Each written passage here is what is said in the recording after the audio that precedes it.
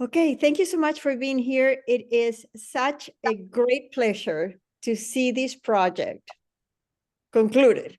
And I think Aaron is also very, very happy. I'm writing his recommendation, and I have to say that I was very, very impressed when we were evaluating potential interns. And he stood up by his capacity to bring experiences from his academic work into what we were trying to do. So Aaron wanted to study economics, and he has a major in psychology and a minor in economics. Is that true? That is true. And he will tell you a little bit more about how he started this project, and he's going to talk about his conclusions. This is open to the public. I think this is very interesting for angel groups, angel investors, as well as anybody that wants to learn different things about angel investing founders as well, because there's a lot of non-rigorous research. So in such a short period of time, I'm very, very proud of his results. So Aaron, with this, the ball is in your court. All right. Do you want to get the presentation up? Can I do that?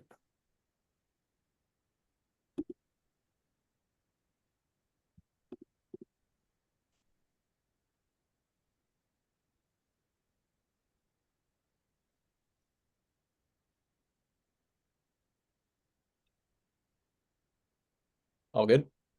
Good. But tell us a little bit about why you wanted to do this. So I graduated from undergrad this past spring.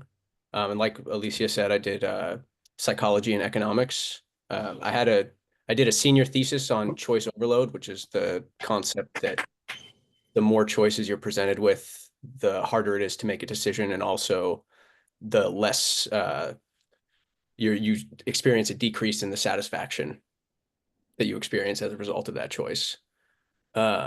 So in my senior thesis, we did an experiment where it was all upside. So it was a series of different raffles, of free raffles that participants were entered into, and all they had to do was choose which raffle they were going to be entered into. And even when it was all upside, they were only getting free money. All they had to do was choose which chance they wanted. They still experienced a decrease in satisfaction as the number of options grew. So when I was really interested in venture capital, and I managed to get an interview with Alicia and Daniel, and was telling them about my research, and they were really interested about how this could be applied to angel investing. So the main thing we wanted to look at was there are these two theories that conflict. There's, investment diversification. There are a lot of benefits associated with that, but then you have this choice overload issue. So, studies have shown that portfolio diversification in angel investing does help to mitigate the risks associated with these investments. And so you see a lot of angels seeking out a large array of deals.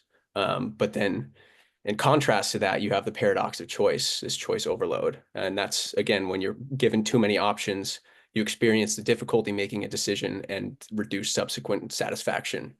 So the I would say biggest study of choice overload was this Ian Garrett Lepper in 2001. And for this study, they set up in a supermarket, and they were testing out an assortment of chocolates.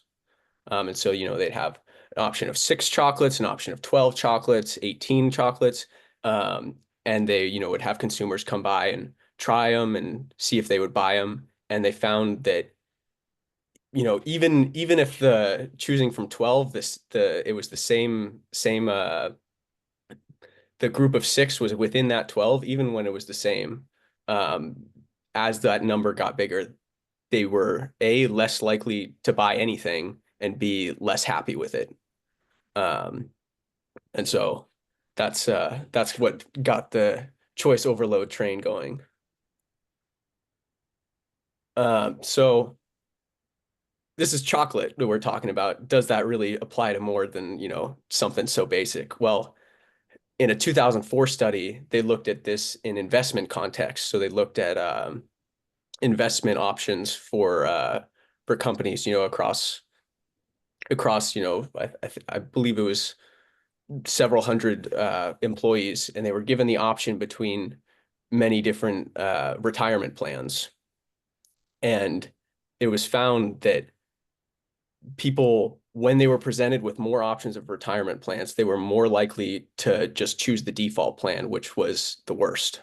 So they were able to choose, something that would benefit their future, but simply because they had too many choices, they just went with the default and did themselves a disservice. So what is the cause of the paradox of choice? It's shown to be a result of the increased cognitive load that you experience having to weigh that larger number of options.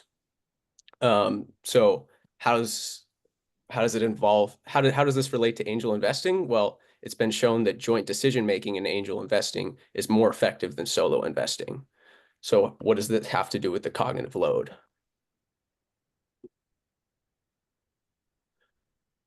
So our hypotheses in this were that when presented with more angel investment opportunities, the participants will experience the paradox of choice phenomenon, resulting in decreased satisfaction and investment behavior.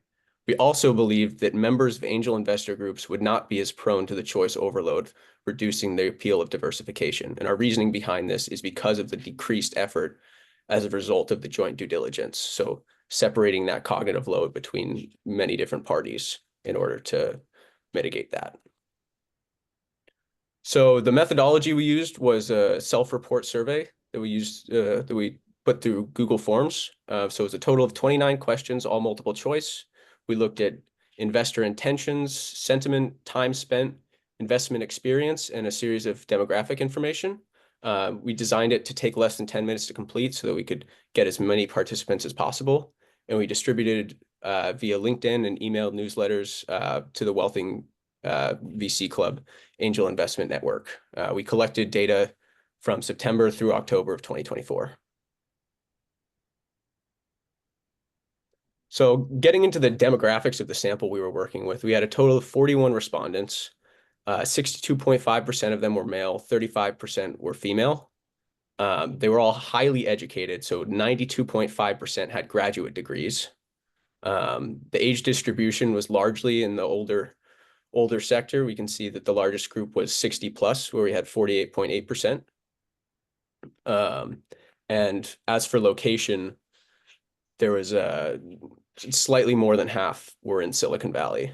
And the next biggest group, as you can see, was the West, not including Silicon Valley. So we also looked at experience as angel investors. So the largest groups were 5 to 10 years experience. So over 30% had 5 to 10 years of experience. Around 45% had 11 to 30 angel investments total, and 87.2% were a member of some kind of angel group.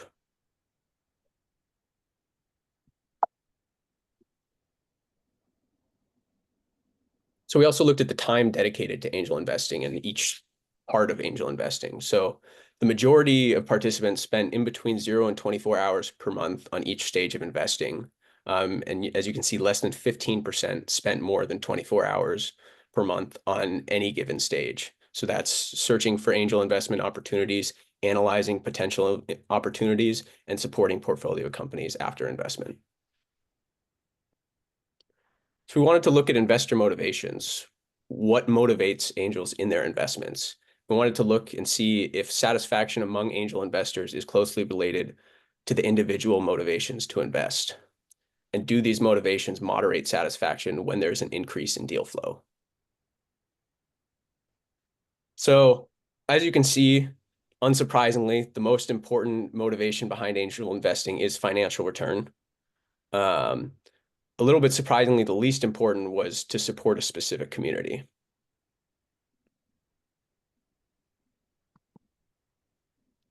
We next wanted to look at sentiments. So looking at how participants feel about various aspects of angel investing.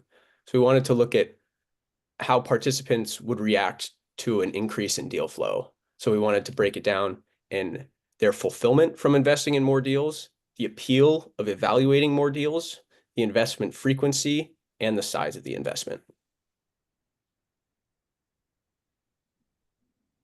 So as you can see, participants were generally satisfied with their investments as a whole. Similarly, they were generally in agreement that investing in more deals made their activities as an angel investor more fulfilling.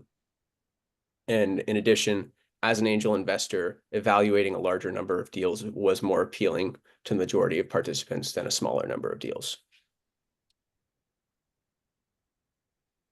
So next, we wanted to look at what happens when we give an increase, when there's an increase in deal flow. Will they invest in more deals? Will they make larger investments? Well, we saw that in general, they would not particularly invest in more deals. About half said that they would.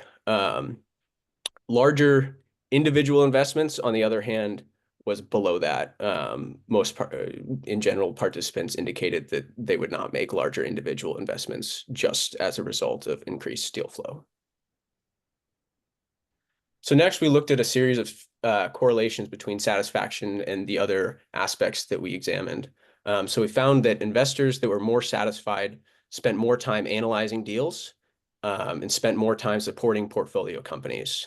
Investors that were more satisfied also were younger than 60, and satisfaction peaked at the 41 to 50 age range. Investors that were more satisfied tended to be female and also found investing in more deals to be more fulfilling. We did not find any significant correlations between satisfaction in education, satisfaction in location, or satisfaction in group membership. So next, we looked at correlations relating to investor experience. So on average, with their current deal flow, investors who were more experienced assessed more deals per month, spent more time searching for and analyzing deals, had larger deal sizes, had shorter exit time expectations, and did not find investing in more deals to be more fulfilling. So we wanted to look at correlations involved with this increase in deal flow and the reactions to that. So when presented with the scenario of increased deal flow, we found a correlation between participants investing in more deals and having higher overall satisfaction, between investing in more deals and experiencing more fulfillment from investing in more deals, and investing in more deals and having less experience. And this is measured both in years of investment experience and total number of deals. We also found that in this scenario of increased deal flow, there was a correlation between investing more money in each opportunity and learning-driven investment motivation. So that's investment that's motivated by a desire to learn about something new. We also found a correlation between investing more money in each opportunity and fewer total investments, and also between investing more money in each opportunity and a greater appeal of analyzing more deals. So a summary of the key correlations between motivation and deal satisfaction, we found that higher satisfaction was linked to personal motivations. So that's particularly motivation to solve a problem that matters to the investor and to impact a community that's important to the investor. So deal volume and investment frequency, we found correlations that more deal opportunities led to more frequent and larger investment, but with a diminishing effect as experience increases. As for time commitment, we found that more time spent analyzing and supporting companies was linked to higher satisfaction. And as for demographics, we found that younger, so that's under 60, and female investors did tend to be more satisfied than their counterparts. So our key findings in relation to deal volume and investment behavior, we found that investors presented with more deals tended to invest more frequently and at larger amounts if those deals aligned with their motivations. And particularly, we found that for experienced investors, those with more experience tended to assess more deals on average per month, but did not invest more frequently when their deal flow increased. So for deal sourcing platforms, how can they take this information? Well, platforms should focus on presenting deals that align with investors' motivation. So we found that problem solving and community were two big motivations that were aligned with satisfaction. We also think that deal sourcing platforms should provide tools to help investors manage their time that they spend on each phase of the investment process, because we did find correlations between time spent on each stage and satisfaction overall.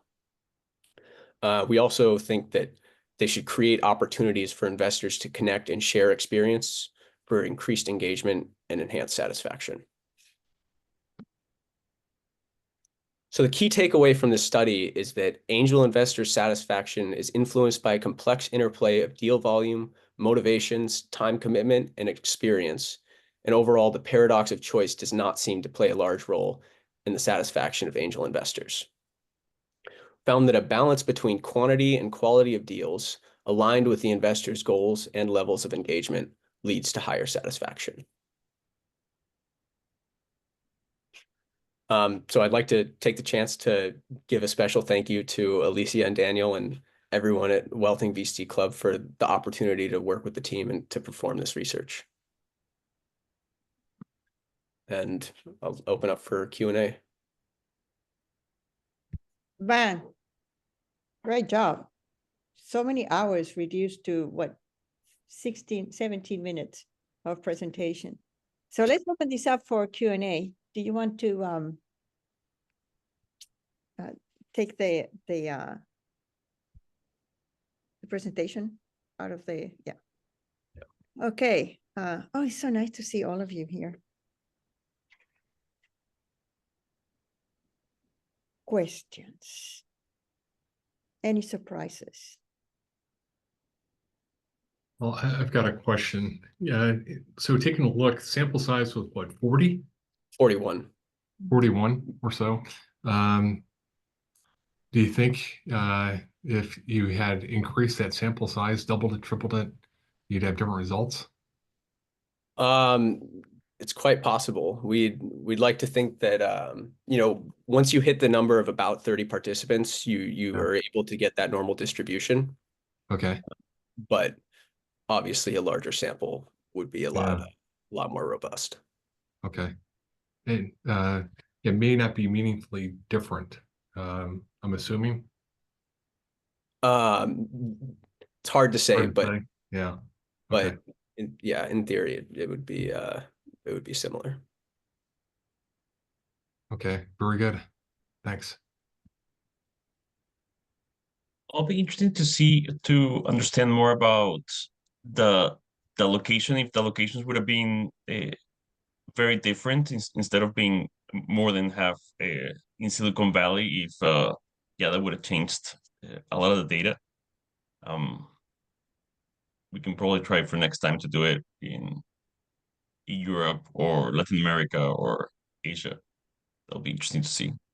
Yeah, definitely the number of deals that people evaluate here and the quality of those deals is completely different. We did have people from Europe and from other parts of the US. Did we have anybody from Latin America, Asia, or Africa, Aaron? I think we just classified them as outside of the US because we were focusing mainly on the US. So we had the different regions of the US and then outside of the US. So we did have a few participants that were outside. And we use a statistical analysis that allow, so our data collection was very deep. Mhm. So we had a lot of data. We had And we use a statistical analysis to make correlations that, as Aaron said, it's if it's above 30, you do have you know, the probability of having a correlation that is positive or not is high. So there were a lot of correlations. There were a lot of places that we didn't have a correlation, and Aaron did a great job by stacking things. So age, education, location, satisfaction, motivation, and see, do these factors interfere in this relationship or not? So that was, in my view, that was very thorough, that process to evaluate a lot of these things and then model. So for the correlations, you know, we had 29 different questions. And Yeah. for each question, we looked at correlations between that and the 28 other questions. Okay. So And out of curiosity with the questions, so it looks like there was demographics of all satisfaction. Any questions related to exits and how that plays in terms of satisfaction? we did look at exits. Yeah. Me.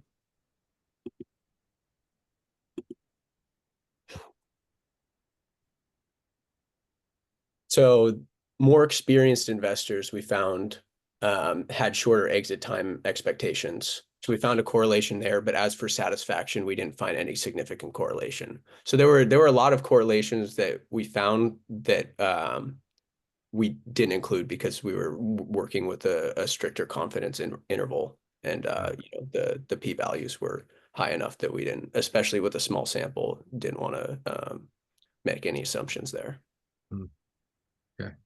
This is Ann, and this kind of methodology I'm very familiar with because we use it all the time in CPG. And so the paradox of choice is very familiar to me. What was interesting, Aaron, in your findings is that seemed to be less of a driver here than it does in other categories. And I wasn't expecting that, I guess. That's all I can say, because I see it all the time in the grocery store. Too much choice and people, freak out and get frozen across the board. And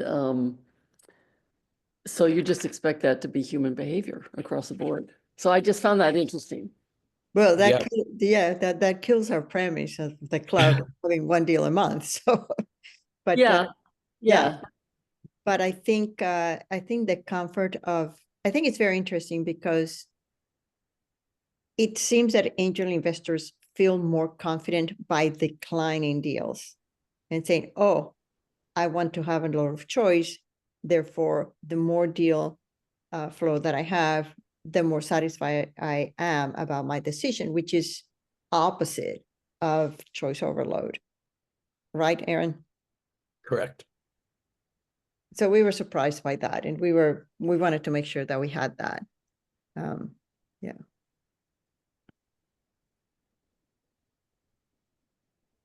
You were talking about quality of deals at some point, right? You talked about increasing quality. I'm kind of wondering, how did people measure quality? So that's a good question. We looked in this study almost exclusively at quantity.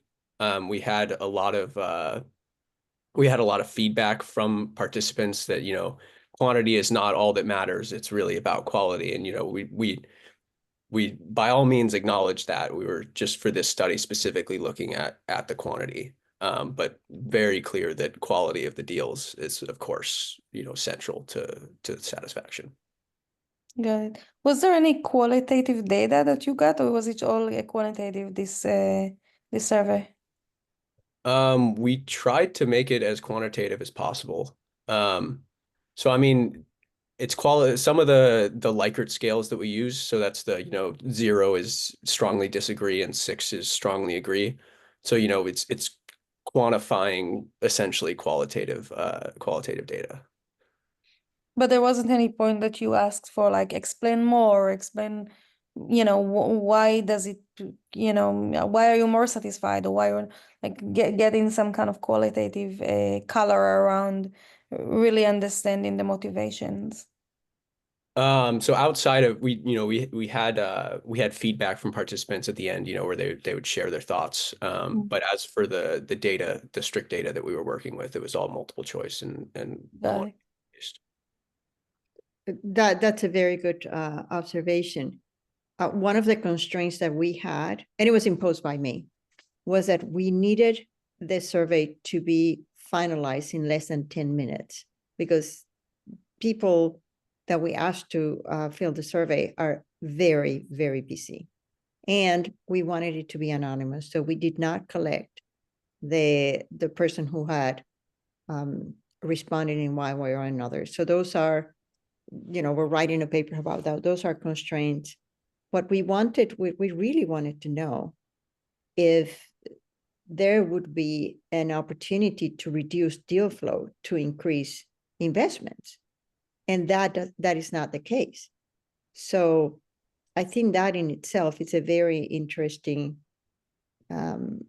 intellectual exercise in angel investing and in the theory of multiple choice or choice overload, which has not been seen that way.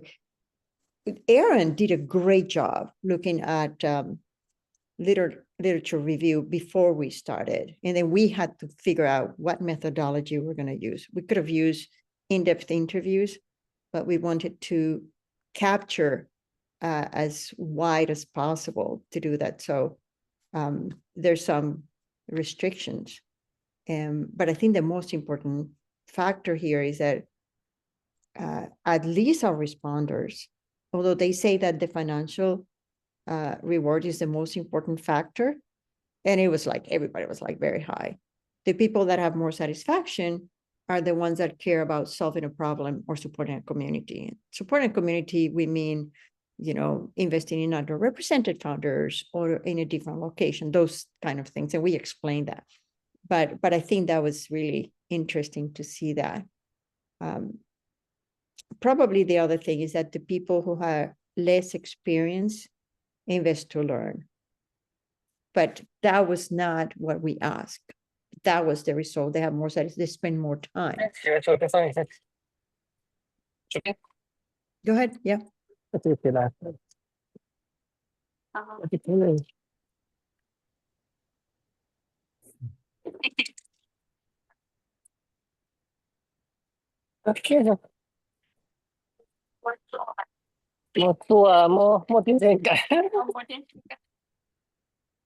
I think, I don't know if you want to ask a question or No, he's now on mute. Well, I'm going to put, oh, she's on mute. Yeah. Aaron, I had a question, actually. It sounded like the more experienced investors liked what they were doing and they looked at a lot more deals. But it doesn't sound like they invested in more deals. They might have invested more in the deals that they did invest in, but they didn't choose a whole bunch of new deals to go along with that. Do you understand what that means, or was it what Alicia just sort of suggested, that maybe they get verification out of the fact that they see a lot of deals and they decide not to invest in those, so they convince themselves that the ones they are going forward with are better? It could be. Also, I mean, another possibility is that these more experienced investors are used to looking at these, you know, significantly more deals. And so having an increase is not going to make a huge difference to them because they're already used to looking at so many that they've already become averse to the choice overload effect. And so having an increase from an already large number wouldn't have made a big difference to them. So they must have a higher bar then or something for accepting a deal, sounds like. Yeah.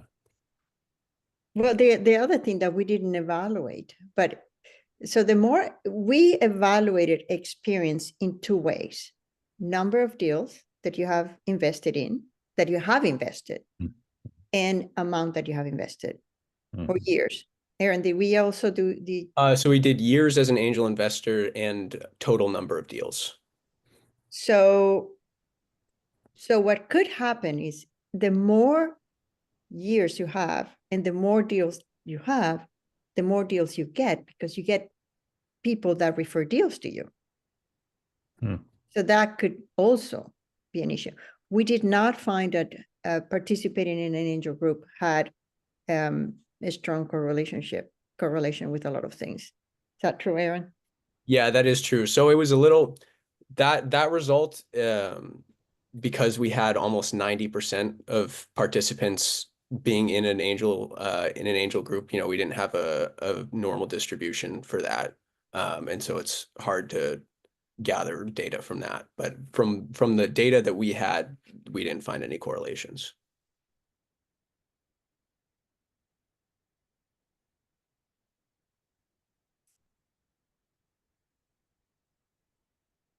It's a very surprising conclusion because I think as one of the earlier speakers mentioned, that the expectation is if you have so many deals to look at, you just get tired of doing that after a while and you don't bother looking at a lot of them. Just can't, you know. And so I figured we'd have this, embarrassment of riches sort of in front of us. We wouldn't know what to choose. But Yeah.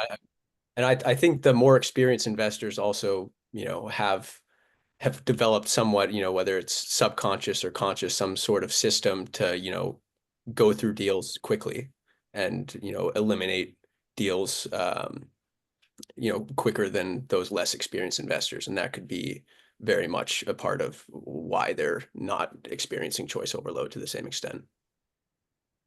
I would agree with that, Aaron. Like thinking and hearing the conversation, it seems, at least in our group, we're seeing an increase in deal flow, or we have seen in the past as we progress, but we make a choice quicker whether or not to continue doing due diligence or just drop the deal because we already know that X, Y, and Z is not going to work. So we'll drop it and go look at other deals. Ugh, why is it sticky? Mm. Yeah, it was really interesting. I think for us, what was more interesting was to find that there's no adverse effect to higher number of deals. So that sort of, we thought, no, well, that's how we set up to do. Yeah.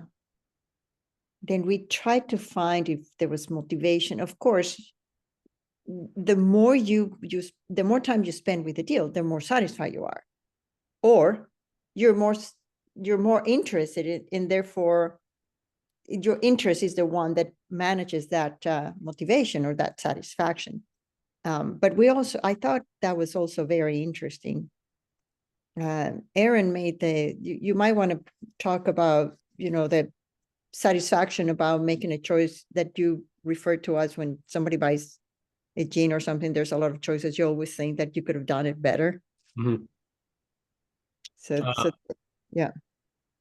Well, yeah, that's one, that's like a classic example used by Barry Schwartz, which is he's the paradox of choice guy. But he always uses this example of, I used to go into a store and, they had 3 pairs of jeans and I would try on one and the one that looked the best. And I would find the one that looked the best of the 3 and I would look and I would say, wow, I found the one that looks the best. But now I walk into a store and they have 40 different cuts and, 30 different sizes each. And, I can't try all of them on. So I choose one that looks good, but I leave always in the back of my head thinking, what if there was one that I didn't try out that was better? And so he's less happy with that choice because he has this sort of FOMO essentially. Yeah, it would be fun to see FOMO at I mean, we have a lot of people here from Sand Hill Angels, so thank you so much for being here. But at the club, we don't allow people to see who else is investing and how much they want to invest. And we do that on purpose to avoid FOMO and so everybody makes their own individual decision. But that is something that it was in the back of our mind. Maybe we should study that. Yeah. Aaron, what would you think was the most surprising non-correlation that we were expecting to find or you were expected to find?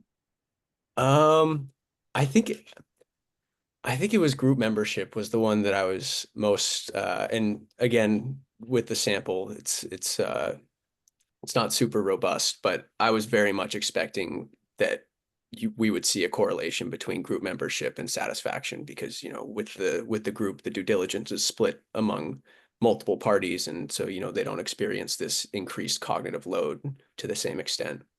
And I would have expected that to increase satisfaction, but we didn't find that. And so that was definitely one of the surprising non-correlations that we found.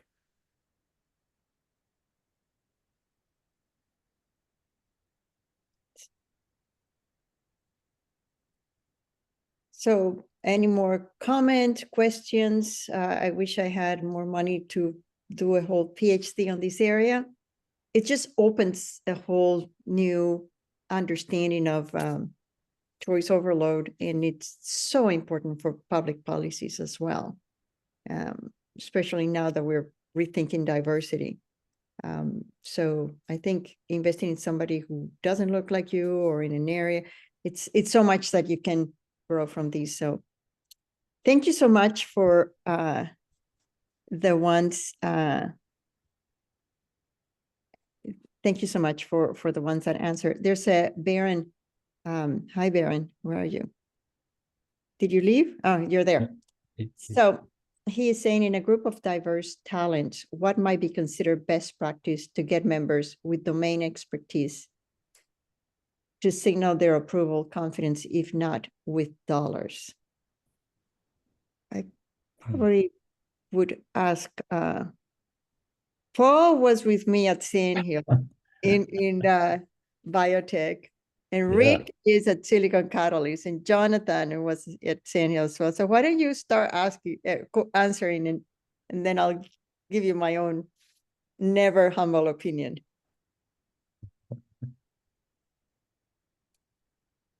Wow. Go, Paul. Go, Jonathan.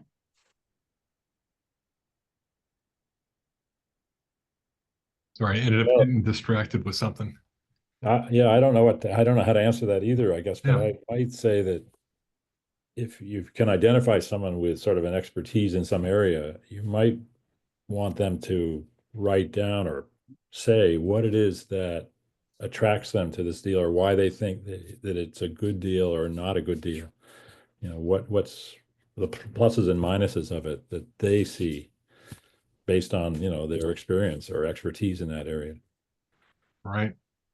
Well, I think if anything, it's opened up the ability for me to invest in other domains that I may not have specific interest in.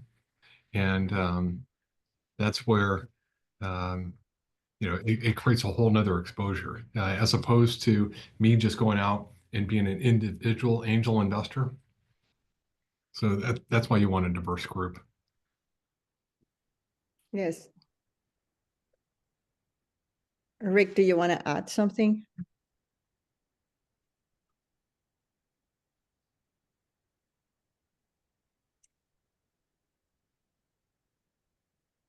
So I'm gonna provide my opinion. When you are in a very diverse group, you have to have a fair share of experience.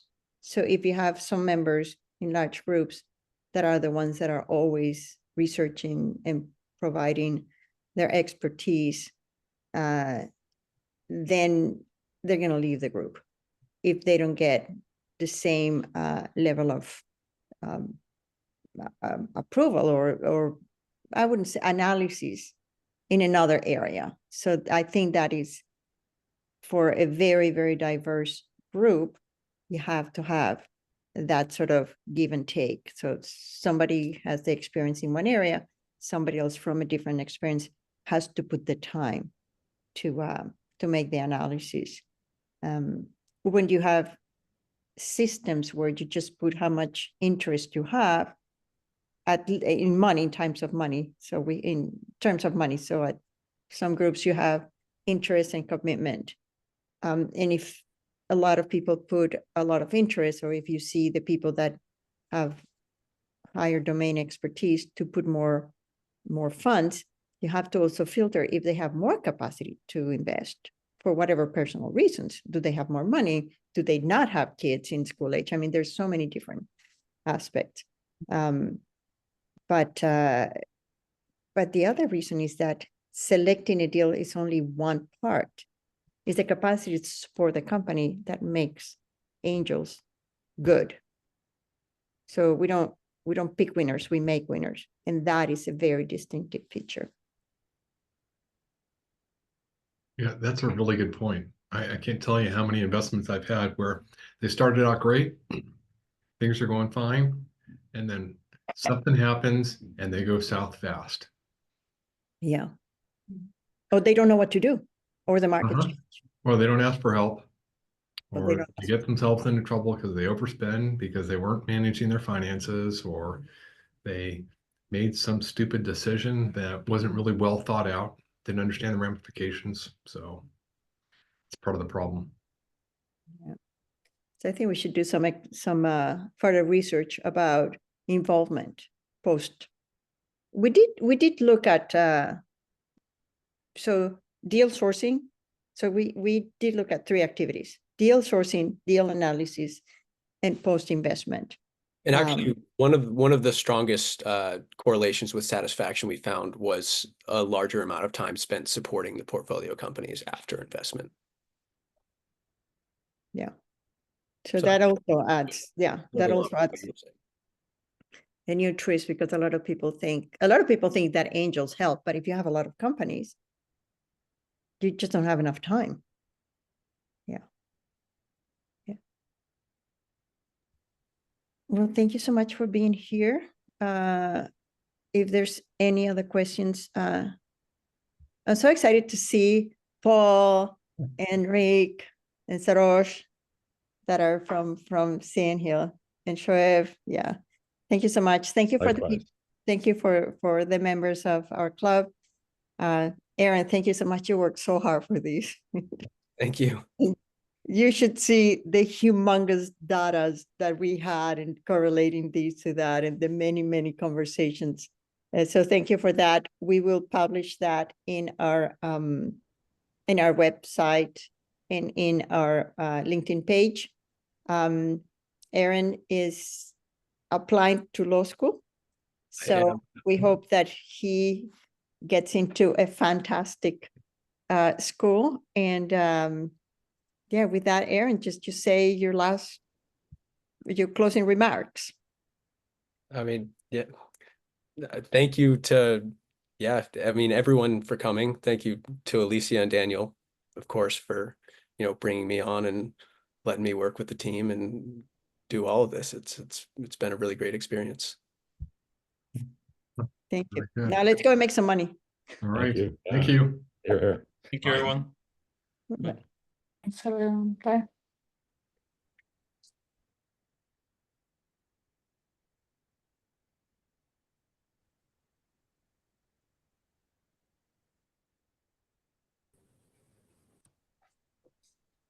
How do I stop Danny? How do I stop oh, Danny left.